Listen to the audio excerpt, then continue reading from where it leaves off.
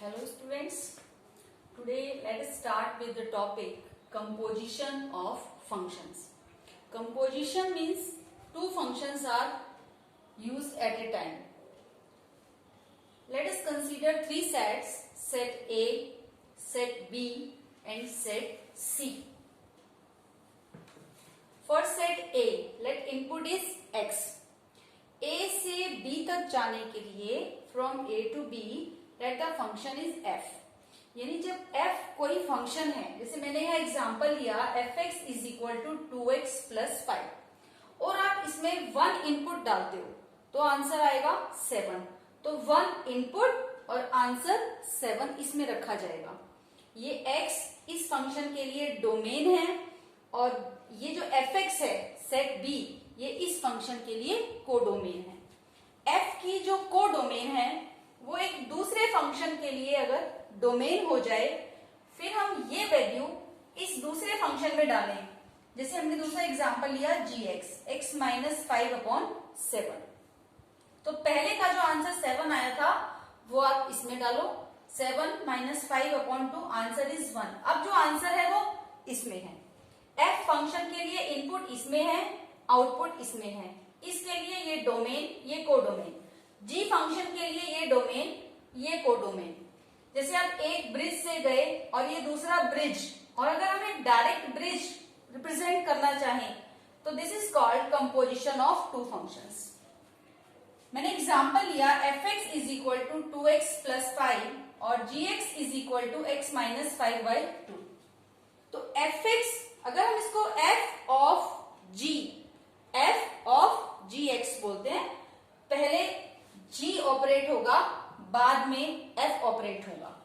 gx means x minus 5/2. अब ये gx की वैल्यू है, f के लिए ये इनपुट है. यहां देखिए ध्यान से, x इनपुट था तो हम इनपुट को डबल करके प्लस 5 कर रहे थे. अब इनपुट ये है तो इस इनपुट को डबल करके प्लस 5 करना है. इनपुट को डबल करके प्लस 5 करेंगे और सॉल्व करने पे आपको आंसर x मिल रहा है. सिमिलरली ये तो f ऑफ g था, अभी g ऑफ f. अब पहले fx ऑपरेट होगा बाद में g ऑपरेट होगा. fx means 2x plus 5.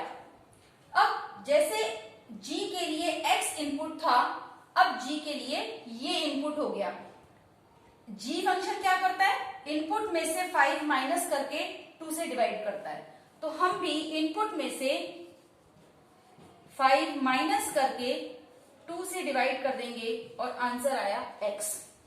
This is called composition of two functions.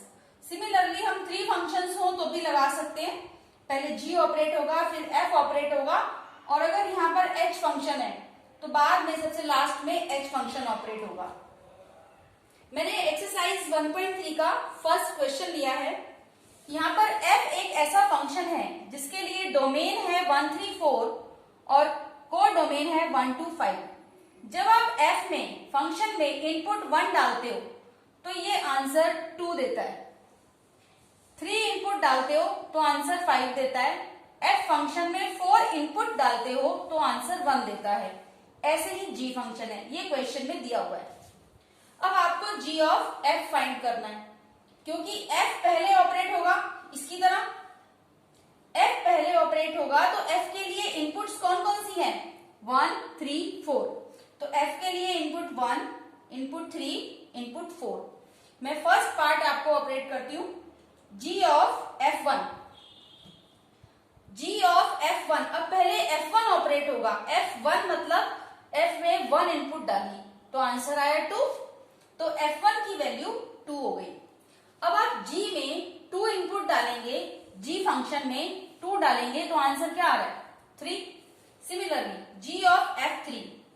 g f3 g f3. f3 means f में आप 3 डालते हो तो आंसर है 5.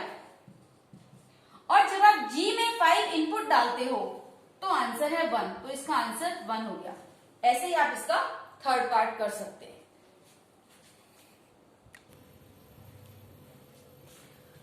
Now an example of invertible function. By example, let us start with invertible function.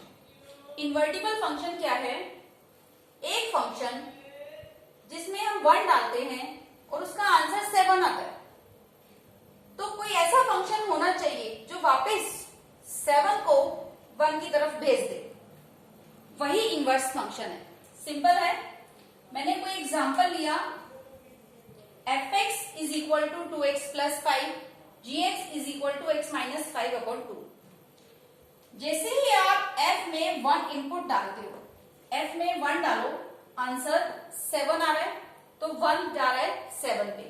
अब g function क्या करेगा? g में जब आप 7 डालोगे तो वो वापस 7 माइनस 5/2 1 आ गया, यानी f 1 डालने से 7 पर जा रहा है, तो g 7 को वापस 1 पर भेज रहा है।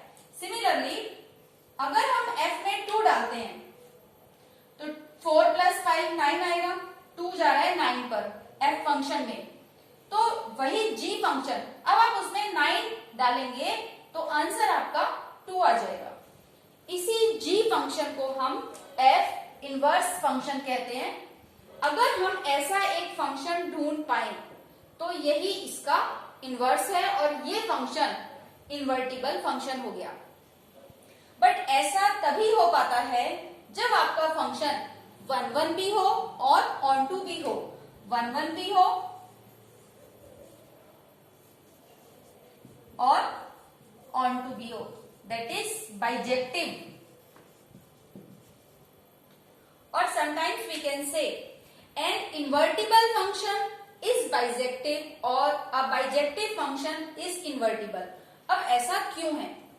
ये 1 7 पर जा रहा है, 1 7 पे जा रहा है, तो ये 1 1 हो गया, 2 9 पे जा रहा है। अब लौट कर भी आना है, 7 से 1 पर आना है, 9 से 2 पर आना है।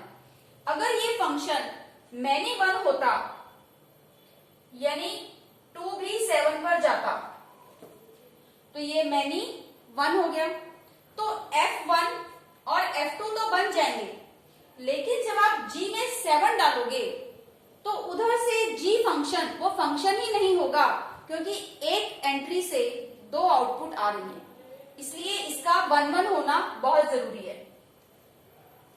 दूसरी बात, ऑन टू होना बहुत जरूरी है।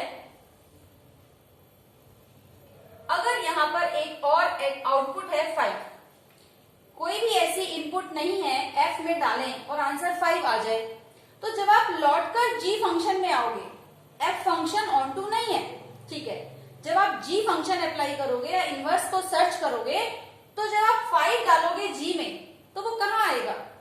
उसके पास यहां कोई आउटपुट ही नहीं है।